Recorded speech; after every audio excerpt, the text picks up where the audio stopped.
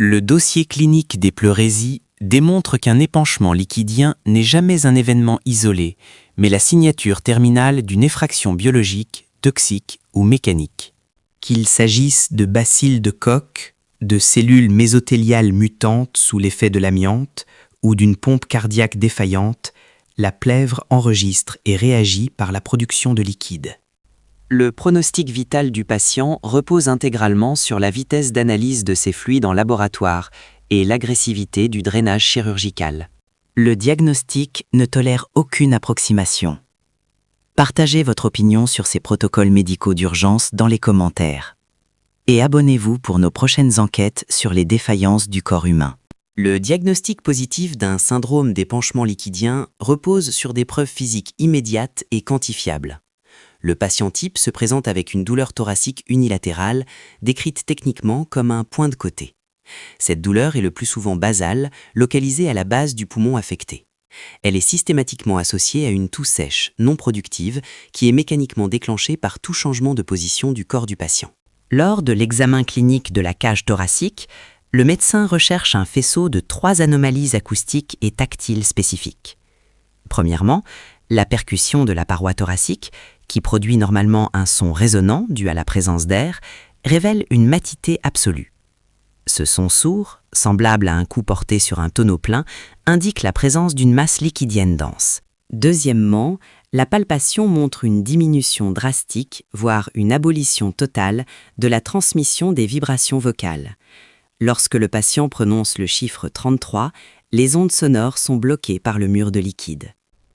Troisièmement, l'auscultation au stéthoscope met en évidence une diminution ou une disparition du murmure vésiculaire, le bruit normal de l'air entrant dans les alvéoles. Ces 3 signes sont invariablement constatés au niveau des zones déclives, c'est-à-dire les parties les plus basses du thorax, chez un sujet examiné en position assise ou debout, obéissant à la loi de la gravité.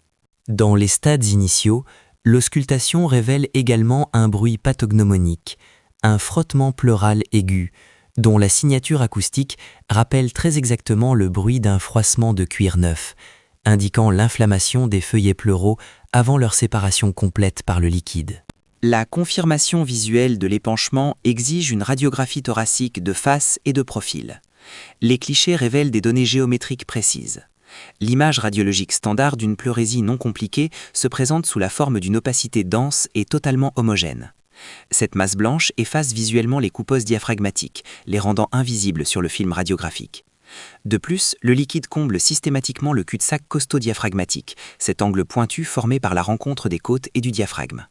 La minute supérieure de cette opacité liquidienne n'est pas horizontale. Elle présente une morphologie spécifique, concave en haut et en dedans, connue sous le nom de ligne de damoiseau. Cette ligne se termine latéralement en remontant le long de la paroi thoracique, formant une ligne bordante.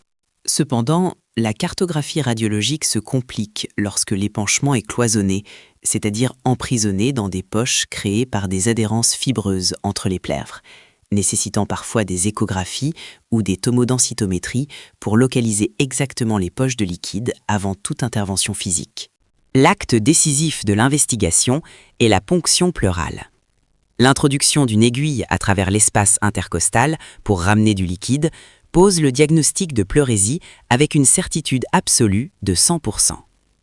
Cette procédure devient extrêmement complexe et risquée si l'épanchement est cloisonné. Une fois le liquide extrait, il est transféré en laboratoire pour une autopsie biochimique, cytologique et microbiologique. L'aspect macroscopique donne la première orientation. Le liquide peut être clair et jaune citrin, très pâle, purulent, hémorragique, sanglant ou chileux, aspect lactescent. L'analyse cytologique quantifie les polynucléaires neutrophiles, PNN pour les infections aiguës, les lymphocytes pour les infections chroniques ou virales et traque impitoyablement la présence de cellules tumorales malignes. Les études microbiologiques mettent le liquide en culture pour identifier les souches exactes de germes responsables. Si le diagnostic reste incertain, l'équipe médicale passe à la biopsie pleurale. Elle utilise le trocar d'Abrams, un instrument conçu pour sectionner un fragment de plèvre pariétale à l'aveugle, ou recourt à la thoracoscopie pour une exploration visuelle interne avec prélèvement dirigé.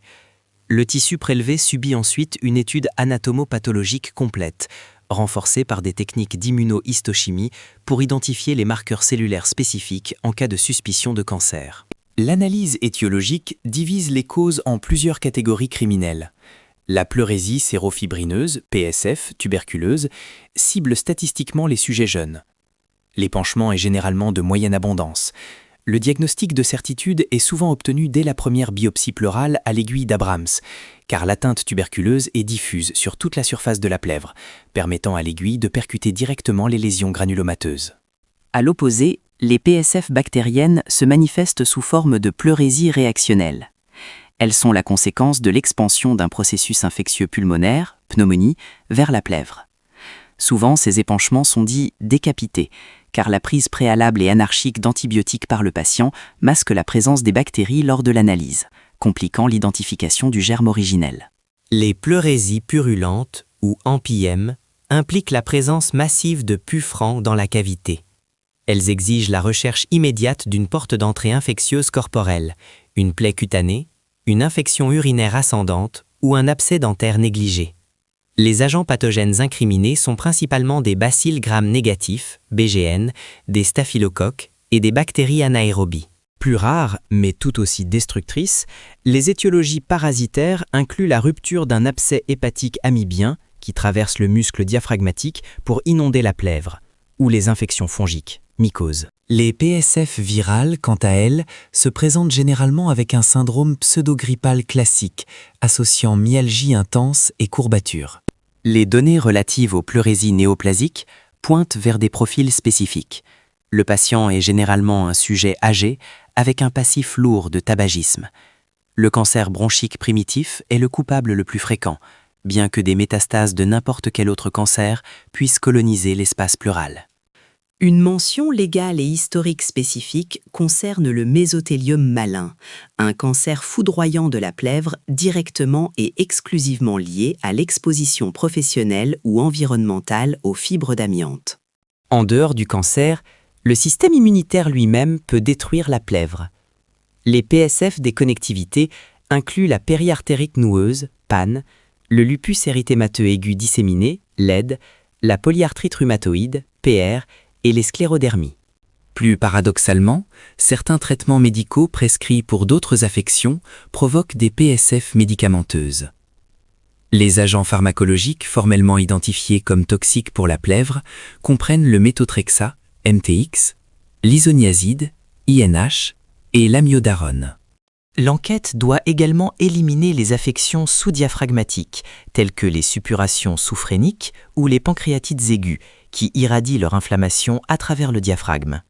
La pleurésie cardiaque survient dans le cadre de toute cardiopathie, entraînant une insuffisance cardiaque gauche ou globale.